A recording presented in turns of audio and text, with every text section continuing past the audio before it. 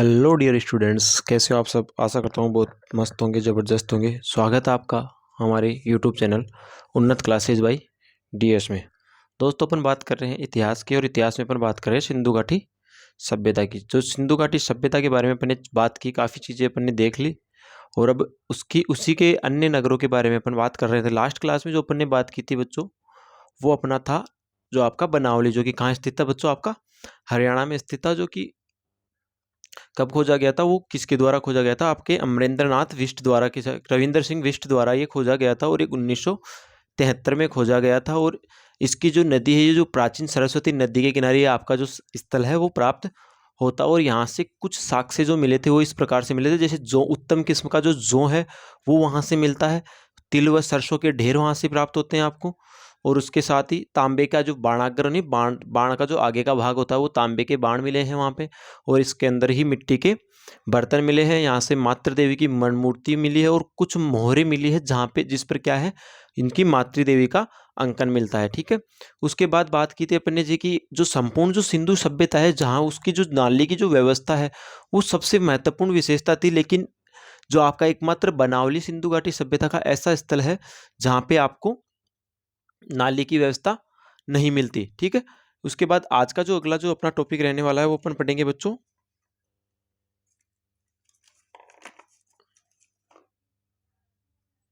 आपका जो आज का जो स्थल रहने वाला है वो पढ़ेंगे बच्चों अपन राखी गढ़ी, जो कि कहाँ स्थित है बच्चों, आपके हरियाणा में स्थित है। ठीक है।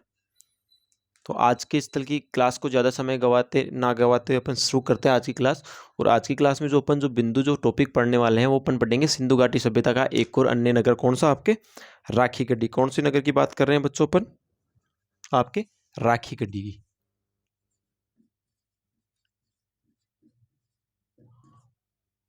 राखी गढ़ी जो कि कहाँ स्थित है बच्चों, आपके हरियाणा में स्थित है। ठीक है।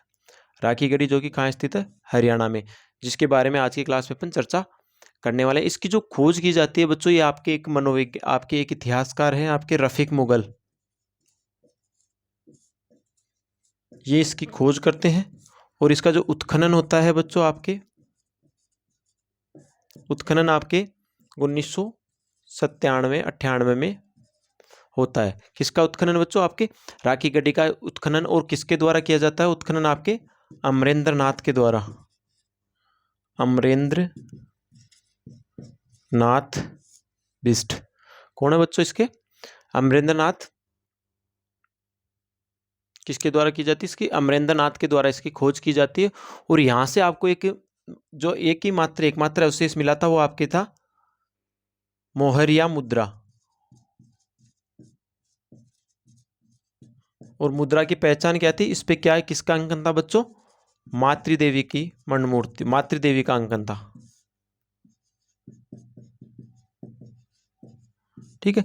इस पे किसका अंकन था बच्चों, आपके मातृदेवी का अंकन था। और यहाँ से एक छोटी मोहर प्राप्त हुई है, जो कहाँ से प्राप्त हुई थी, जिसपे आपके क्या है, आपके मातृदेवी का अंकन है। ये स्थल आपका जो कौन सा स्थल हो गया बच्चों, आपका राखी गढ़ी। राखी गढ़ी का इसका एकमात्र छोटा सा एक बात याद रखनी, वो ये है कि यहाँ से आपको एक मोहर प्राप्त हुई है, और इसकी जो खोज करते हैं वो आपके रफीक मुगल द्वारा की जाती है। और इसका जो उत्खनन किया जाता है बच्चों, उसका जो उत्खनन जो होता है वो आपके 1997 और 98 में किया जाता है। और करने वाले जो मनोवैज्ञानिक थे वो आपके अमरेंद्र नाथ थे।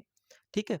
और यहाँ से जो आपको एक अवशेष मिला है, वो आपको एक मोहर मिली है, एक लघु मोहर मिली है, जहाँ पे जिस पे क्या है बच्चों, इसके अंदर यहाँ पे जो मातृ देवी थी उसका अंकन है। और ये स्थित कहाँ पे है बच्चों, आपके हरियाणा में। ठीक है।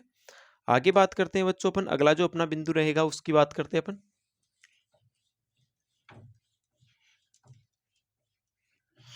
अगला जो स्थल रहने वाला है आपका सिंधु घाटी सभ्यता का, जो कि कौन सा रहने वाला है बच्चों, आपका अगला जो स्थल रहेगा वो आपका रहेगा बच्चों रोपड़, जो कि कहाँ स्थित है, पंजाब में। रोपड़ कहाँ स्थित है बच्चों, आपके पंजाब में।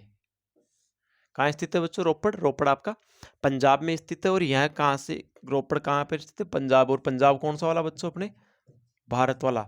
अगला जो नगर बात करते हैं अपन सिंधु घाटी सभ्यता का, वो आपका रोपड़ है। और ये जो रोपड़ स्थल है वो कौन सी नदी के किनारे खोजा जाता है, आपकी सतलज नदी के किनारे।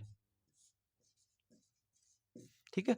रोपड़ नगर है जो आपके सतलज नदी के किनारे खोजा जाता है, और इस खोज की कर जो इसकी जो खोज की जाती है वो आपके यज्ञदत्त शर्मा द्वारा की जाती है। यज्ञदत्त शर्मा द्वारा इसकी क्या की जाती है बच्चों, इसकी खोज की जाती है, और 1953 में इसकी क्या की जाती है, खोज की जाती है 1953 में। और इसका जो उत्खनन है, उत्खनन कौन का है, उत्खनन करने वाले कौन है बच्चों, आपके इसके जो उत्खनन करने वाले हैं वो भी आपके यज्ञदत्त शर्मा है, लेकिन जो इसका उत्खनन हुआ था वो आपके 1956 में हुआ था। ठीक है, ये थी आपकी कौन सी सभ्यता बच्चों, रोपड़ सभ्यता। ठीक है, यहाँ से जो आपको एक एक मुख्य रूप से एक अवशेष जो मिला है वो आपको यहाँ से जो अवशेष मिला वो आपका है यहाँ पे जो मानव सह है उसके साथ बच्चों एक कुत्ते के समाधान के साक्ष्य मिलते हैं, यानी यहाँ पे मानव के साथ कुत्ते को भी दफनाया जाता था। ठीक है, मानव के साथ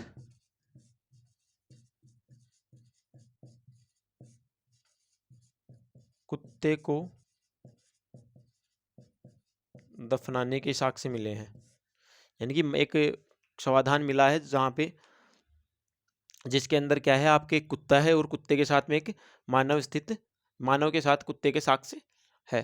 तो इसी के साथ बच्चों आपकी जो सिंधु घाटी सभ्यता की जो मुख्य मुख्य स्थल है उनके बारे में अपन ने चर्चा कर ली। तो जो जो बच्चों अपन ने जो चर्चा की है वो आपके कौन कौन से नगरों की सबसे पहले अपन ने बात की बच्चों आपके हड़प्पा नगर की, उसके बाद अपन ने बात की चौहूदड़ों की, उसके बाद अपन ने बात की कोट दीजी की, उसके बाद अपन ने बात की कालीबंगा की, उसके बाद अपन ने बात की रोपड़ की।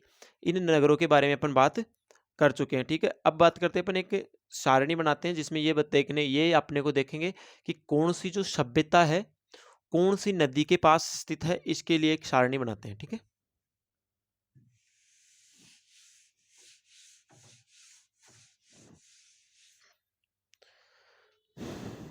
ठीक है, एक अपन सारणी बनाएंगे, इसमें एक तरफ तो लिखोगे बच्चों आपका स्थान, ठीक है, और जो है आपकी नदी का नाम, यानी कि कौन सी सभ्यता किस नदी के किनारे स्थित है। ठीक है, सबसे पहले अपन बात करते हैं बच्चों आपके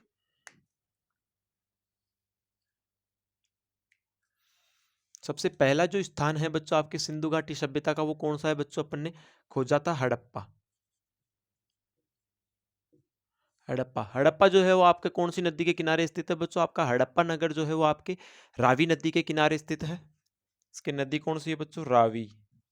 ठीक है, उसके बाद दूसरा जो नगर खोजा था अपन ने मोहनजोदड़ो। मोहनजोदड़ो कौन सी नदी के किनारे स्थित है बच्चों, आपके सिंधु नदी के दाहिने तट पर।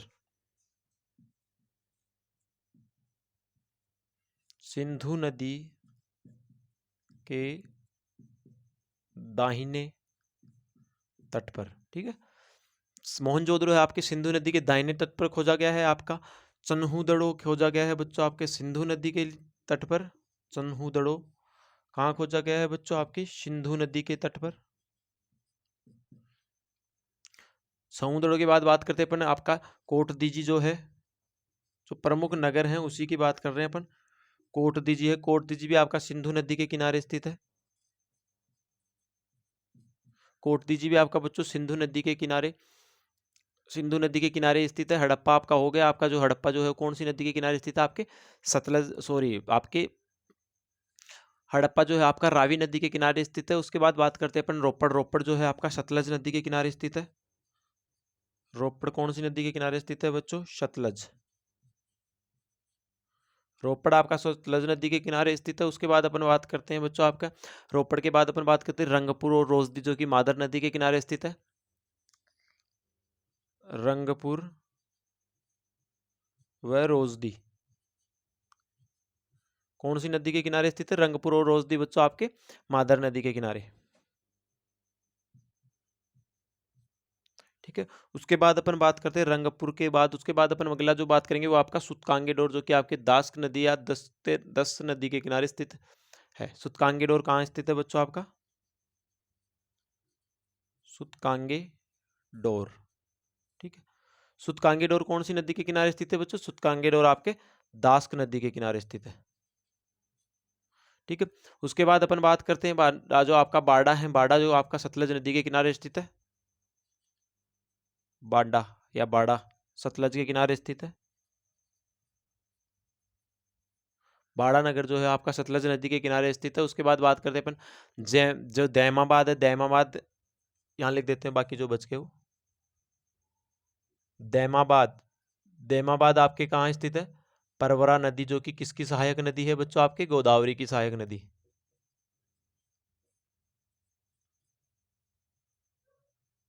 ठीक है, ये आपका दैमाबाद हो गया। दैमाबाद के बाद अपन बात करते हैं मांडा, जो कि आपके चिनाब नदी के किस स्थान के किनारे स्थित है? मांडा जो है आपके चिनाब नदी के किनारे स्थित है। ठीक है, उसके बाद अपन बात करते हैं अगला जो आपका आलमगीरपुर, जो कि हिंडन नदी के किनारे स्थित है, जो कि कौन सी नदी के किनारे स्थित है बच्चों? आपके हिंडन नदी के किनारे स्थित है। तो बच्चों अपन ने बात की इस सेशन में अपन ने बात की, पहले एक सभ्यता का एक स्थल था उसके बारे में बात की। उसके बाद अब आगे अपन बात कर रहे हैं वो है आपके हड़प्पा सभ्यता के कौन सी नदी के किनारे, कौन सी सभ्यता का कौन सा स्थल कौन सी नदी के किनारे आपको खोजा गया है। तो आपका जो हड़प्पा है वो आपकी रावी नदी के किनारे है। मोहनजोदड़ो जो है वो आपके हड़प्पा जो है बच्चों आपका रावी नदी के किनारे स्थित है। मोहनजोदड़ो आपका सिंधु या सिंधु नदी के दाहिने तट पर स्थित है। चौहुदड़ो आपके सिंधु नदी पर स्थित है। कोटदीजी भी आपके सिंधु नदी पर है। रोपड़ आपका सतलज नदी के किनारे स्थित है। रंगपुर आपका मादर नदी के किनारे स्थित है। सुतकांगेडोर आपके दास्क नदी के किनारे स्थित है। और जो बाड़ा जो कि सतलज नदी के किनारे स्थित है। दैमाबाद परवरा नदी के किनारे स्थित है, जो कि परवरा नदी जो है वो बच्चों आपके गोदावरी की सहायक नदी है। और जो मांडा है वो आपके चिनाब नदी के किनारे स्थित है। और आपका आलमगीरपुर जो कि सिंधु घाटी सभ्यता का पश्चिमी छोर है, वो कहाँ स्थित है? आपके हिंडन नदी के किनारे स्थित है। ठीक है,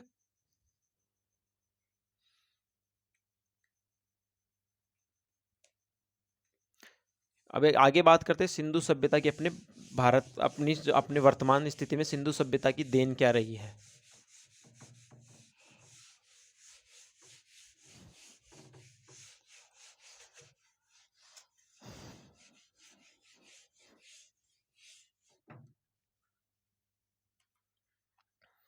अब बात करते हैं अपन सिंधु सभ्यता की देन, मतलब सिंधु सभ्यता से अपने को क्या क्या चीजें प्राप्त हुई है। तो अगला टॉपिक जो अपना लिखेंगे सिंधु सभ्यता की देन। सिंधु सभ्यता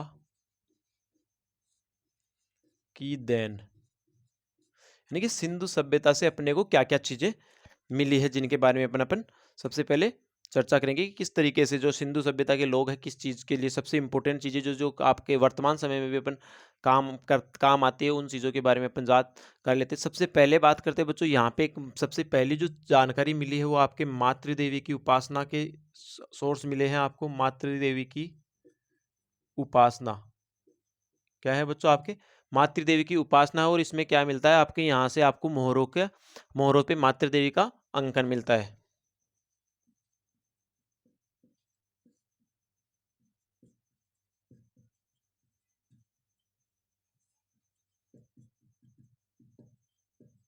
मोहरों पे क्या मिलता है बच्चों? आपके मातृ देवी का अंकन मिलता है। और मूर्ति पूजा भी आपको इसी सभ्यता की देन है। दूसरा जो है आपका मूर्ति पूजा, यानी कि यहीं से अपने को साक्ष्य मिलते हैं मूर्ति पूजा के।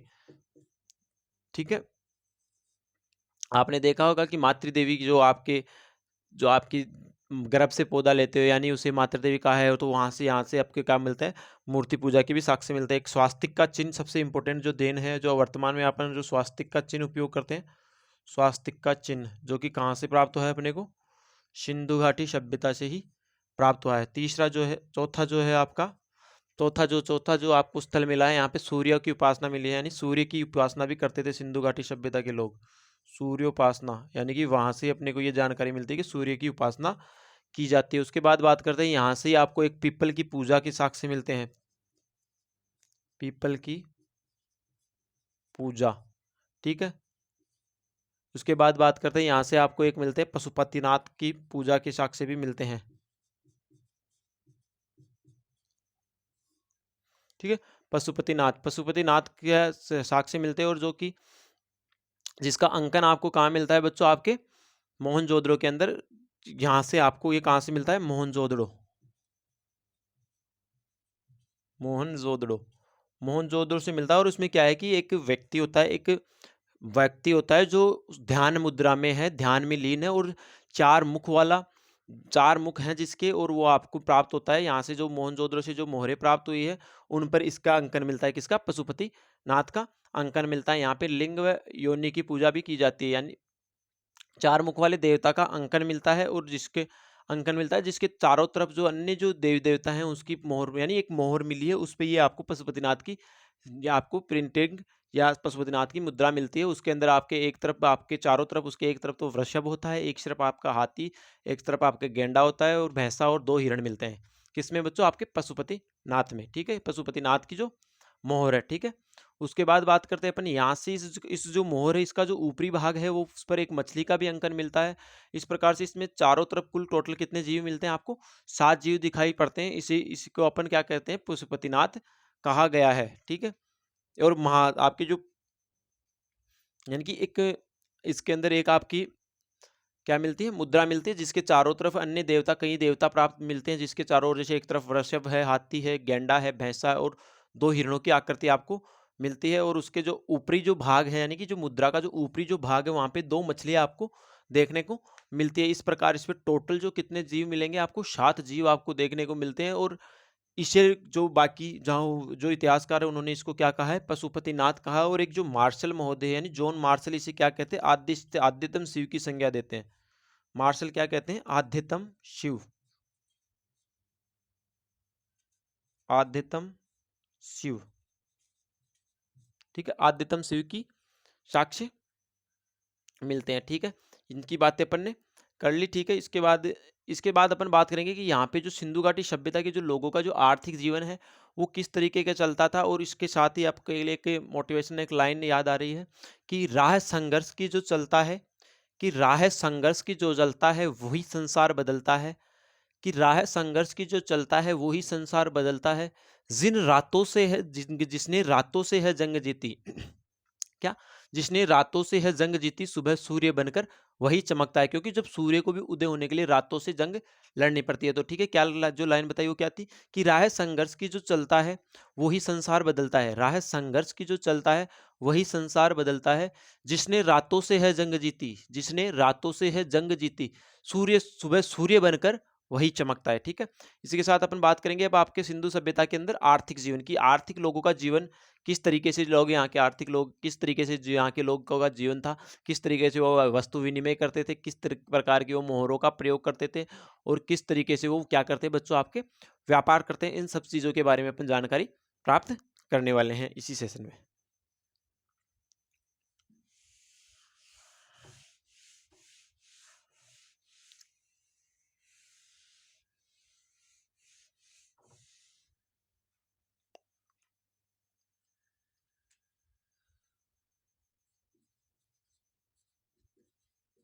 सिंधु सभ्यता का आर्थिक जीवन, यानी कि यहाँ के लोग व्यापार किस तरीके से करते हैं, इसके बारे में अपन चर्चा करेंगे। सबसे पहले बात करते हैं यहाँ का जो व्यापार है बच्चों, वो व्यापार कैसा होता था? व्यापार आपके वस्तु विनिमय से होता था। वस्तु विनिमय।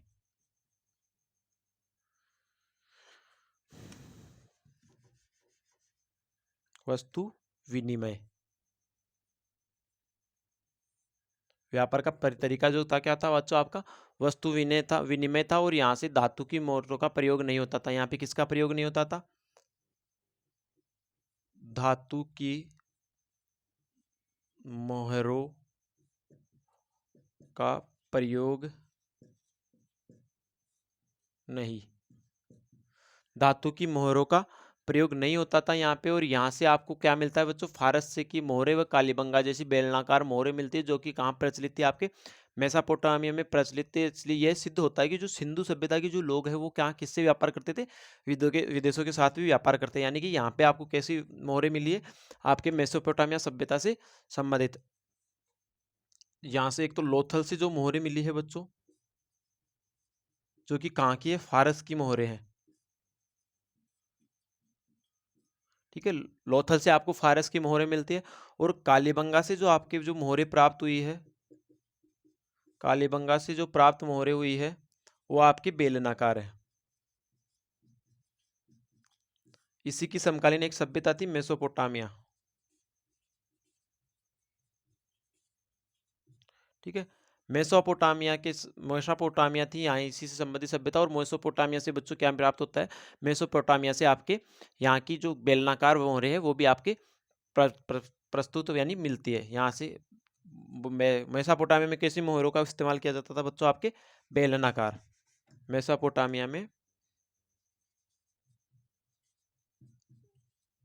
बेलनाकार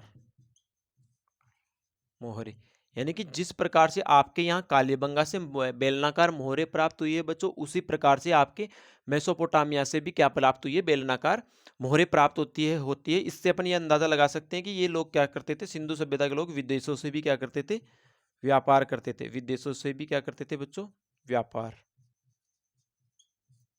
विदेशों से क्या करते थे बच्चों, आपके व्यापार करते थे। और यहाँ से जो आपकी विशेष रूप से जो मोहरे का जो 3 प्रकार की मोहरे प्राप्त होती है सिंधु घाटी सभ्यता से, 3 प्रकार की, कौन कौन सी बच्चों, अपन ने बात की थी क्लास में। एक तो आपके मोहनजोदड़ो के अंदर से प्राप्त हुई है सबसे ज्यादा वर्गाकार, कौन सी मोहरे, वर्गाकार,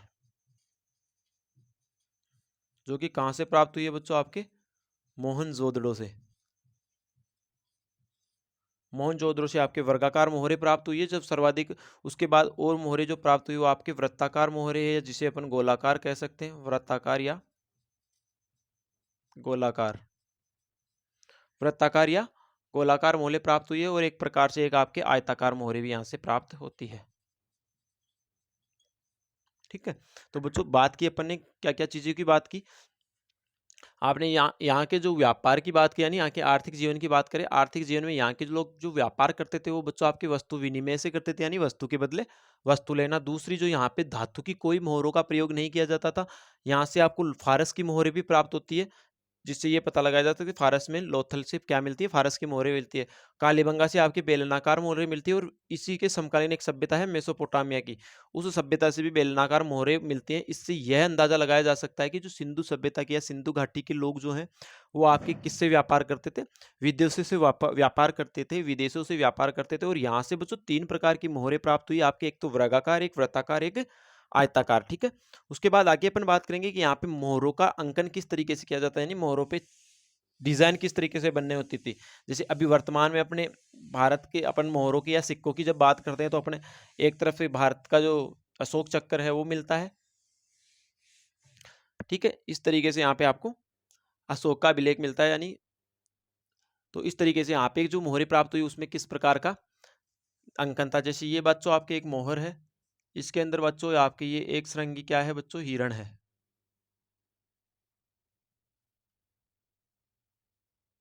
ये एक सींग है और ये हिरण है। ठीक है, यानी कि इस पे एक प्रकार की, एक तो मोहरे कैसी मिली है बच्चों, यहाँ पे इस पे एक श्रृंगी हिरण या एक श्रृंगी हिरण, ठीक है, एक श्रृंगी हिरण बना हुआ मिलता है यहाँ की मोहरों में। और जो सर्वाधिक जो मोहरे प्राप्त हुई बच्चों आपकी यहीं से प्राप्त हुई है। एक श्रृंगी हिरण की जो मोहरे हो सबसे ज्यादा यहाँ से प्राप्त हुई है। और यहाँ पे बच्चों आपके कुबड़दार बेल की मोहरे प्राप्त हुई है, कुबड़दार बेल। सिंधु सभ्यता में बच्चों कैसे बेल की प्राप्ति हुई है, कुबड़दार बेल की प्राप्ति हुई है। और यहीं से आपको वृषभ, गेंडा और पशुपतिनाथ, यहाँ की मोहरों पे आपको वृषभ की फोटो मिलती है, गेंडा की फोटो मिलती है। यानी कि यहाँ की मोहरों पे ये चित्र बने हुए हैं, ऐसे ऐसे चित्र बने हुए थे आपके। एक पशुपतिनाथ की, पशुपतिनाथ, पशुपतिनाथ भी यहाँ से मिलते, यहाँ पे पशुपतिनाथ का भी अंकन है। और यहाँ से यहाँ पे आपके मातृ देवी का भी क्या है बच्चों, इस पर अंकन है। ठीक है, इसके बाद बात करते हैं कि इसमें बच्चों किस प्रकार की कितने फसलें आपको प्राप्त हुई। यानी कि यहाँ से मुख्य रूप से 9 प्रकार की जो फसलें प्राप्त होती है। किस प्रकार की फसलें, 9 प्रकार की फसलें,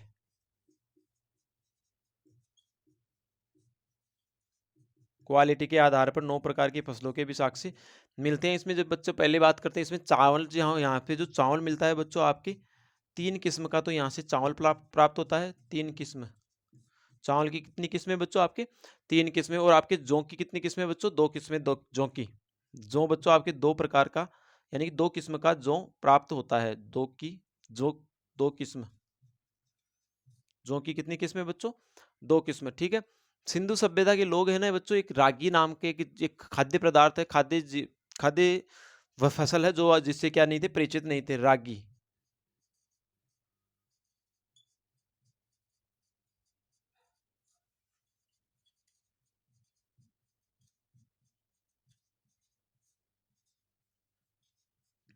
यानी कि यहाँ के लोग रागी की फसल से क्या नहीं थे बच्चों, परिचित नहीं थे। अब मुख्य रूप से बच्चों आपके जो बाहर से जो इनको आयातित, यहाँ से कौन कौन सी अन्य जो कहीं बाहर से जो ये वस्तुएं मंगाते थे, तो वहां से कौन कौन सी वस्तुएं मंगाते हैं उनके बारे में बात करते हैं। तो बच्चों अपन बात करेंगे आयातित वस्तुएं कौन कौन सी थी।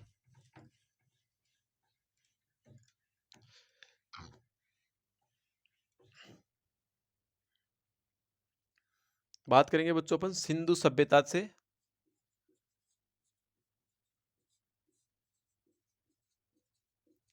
यानी कि विदेशों से व्यापार करते तो कई सामग्री वहां से मंगाते भी होंगे ना, आयातित सामग्री, यानी कि यहाँ के लोग बाहर से क्या क्या चीजें मंगाते थे। ठीक है, तो एक तरफ लिखेंगे अपन आयातित वस्तुएं, एक तरफ लिखेंगे स्थल,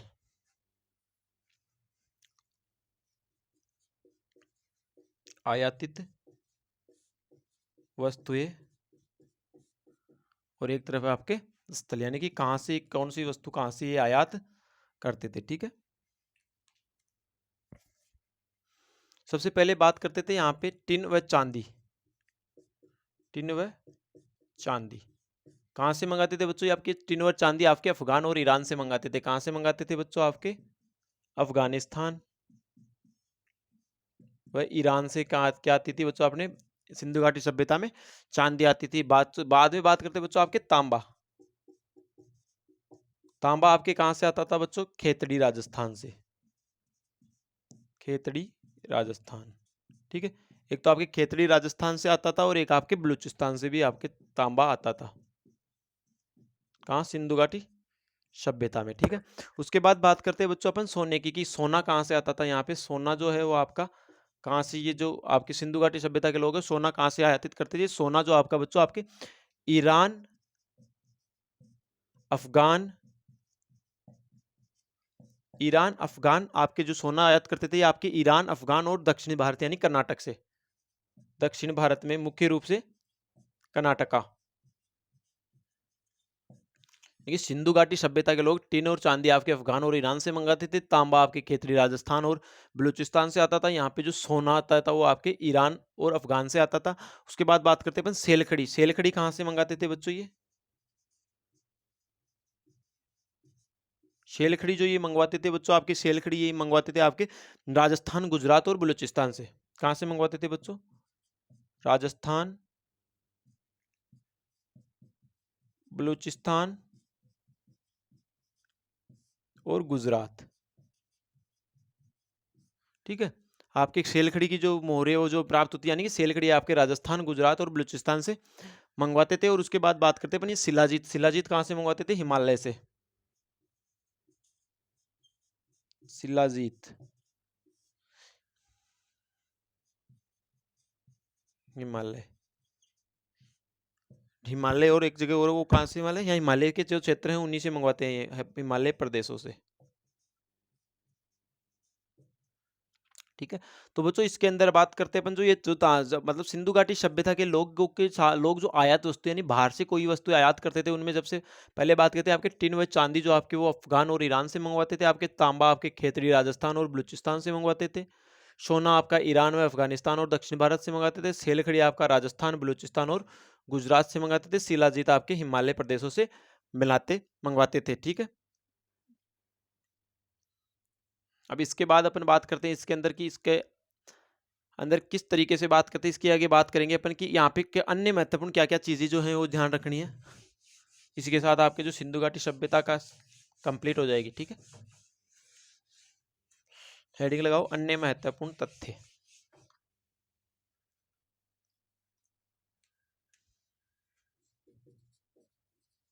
अन्य महत्वपूर्ण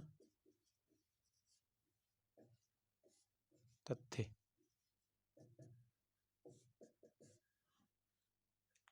आपके अन्य महत्वपूर्ण तथ्य में अपन देखते हैं बच्चों यहाँ का जो समाज जो था वो क्या था बच्चों। पहली बात करते हैं समाज यहाँ का क्या था, मातृ शतात्मक। समाज तो क्या था, मातृ शतात्मक। ठीक है, उसके बाद बात करते हैं यहाँ का समाज मातृ शतात्मक था। यहाँ पे मातृदेवी की वर्ण मूर्ति मिली होती, प्राप्त होती है वो, की जो यानी कि आपके मातृदेवी की वर्ण मूर्ति तो प्राप्त हुई है।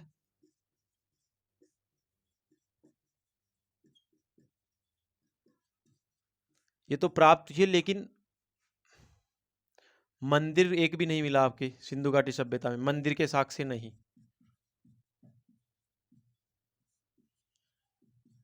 ठीक है, यानी कि आपके जो सिंधु घाटी सभ्यता है यहाँ से मातृ देवी की मण मूर्ति प्राप्त हुई है, जो और यहाँ से आपके जो मंदिर के कोई भी साक्ष्य आपको नहीं मिलते, यानी यहाँ से कोई भी मंदिर के साक्ष्य नहीं मिलते। और यहाँ के जो लोग हैं वो बच्चों, आपके लोगों की जो विशेषता थी वो आपके एक तो शांति प्रिय थे, यानी कि कोई लड़ाई दंगा झगड़ा नहीं करते थे, राजी पेटे से अपना काम करवाते थे। और वर्ग संघर्ष नहीं था, यानी किसी भी वर्ण संघर्ष, यानी किसी भी वर्ग का कोई संघर्ष नहीं था कि आप मैं कुलीन हूँ या मैं वैश्य हूँ, तो ऐसा ऐसा यहाँ पे आपको कुछ चीज नहीं देखने को मिलती है। यहाँ के जो लोग हैं वो बच्चों आपके लोहे से अपरिचित थे आपके, और ना ही यहाँ से आपके एक तो लोहा से अपरिचित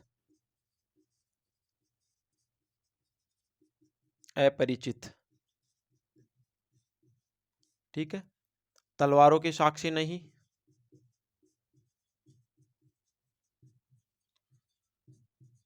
लोहे से अपरिचित, तलवारों के साक्षी नहीं, और आपके घोड़े से अपरिचित थे। क्यों? क्योंकि जो ये जो चीजें मिली है ये आपके अंतिम पड़ाव पे मिली है, यानी कि लगभग जब सिंधु घाटी सभ्यता समाप्त होने की कगार पर थी तब जाके ये चीजें मिली है। तो यहाँ के लोग इनके बारे में आपके ज्यादा प्रचलित नहीं थे, ज्यादा प्रचलित नहीं थे, अपरिचित। ठीक है, घोड़े से अपरिचित थे। और यहाँ पे 3 प्रकार के सावधान को मिलते हैं जिसके बारे में अपन ने बात की थी। यहाँ पे आंशिक, पूर्ण और दाह संस्कार मिलता था। और यहाँ का जो जो शवों को जब दफनाया जाता तो इनका सिर उत्तर में और पैर इसके दक्षिण में होते थे। ठीक है, और जो कब्रिस्तान है वो आपके दक्षिण में। ठीक है, कब्रिस्तान आपको कहाँ मिले हैं? दक्षिण में मिले हैं। और यहाँ से आपके जो कुणाल है, कुणाल से आपके 2 चांदी के मुकुट प्राप्त हुए हैं, कुणाल से चांदी के मुकुट। ठीक है, चांदी के मुकुट प्राप्त हुए कुणाल से। और भर्राना जो कि वर्तमान समय में जो हरियाणा में सबसे पहले अभी नवीनतम स्थल जो जून 2016 में खोजा गया है, कौन सा स्थल? भर्राना। कहाँ से? हरियाणा में। कब खोजा गया? आपके जून 16 में। ठीक है, जून 16 में क्या खोजा गया बच्चों? आपके भर्राना खोजा गया। और यहाँ से कुछ स्वर्ण आभूषण भी मिले हैं जो कि अभी वर्तमान समय में हाल ही में खोज हुई है। स्वर्ण आभूषण मिले हैं। और यहाँ से जो गुजरात है, रोजदी जो सभ्यता थी, रोजदी जो स्थल था, वहां से किसके साक्ष्य मिलते हैं बच्चों? आपके हाथी के साक्ष्य। ठीक है, इसी के साथ बच्चों आज की क्लास को यही समाप्त करते हैं। आशा करता हूँ आपको क्लास बहुत अच्छी लगी होगी। तो आप हमारे चैनल को ज़्यादा से ज़्यादा लाइक शेयर और सब्सक्राइब करें। कल फिर नए बिंदु, नए टॉपिक के साथ अपन मिलते हैं। कल अपन नया जो बिंदु पढ़ेंगे, नया जो टॉपिक पढ़ने वाले हैं। तब तक के लिए जय श्री श्याम, राधे राधे, धन्यवाद।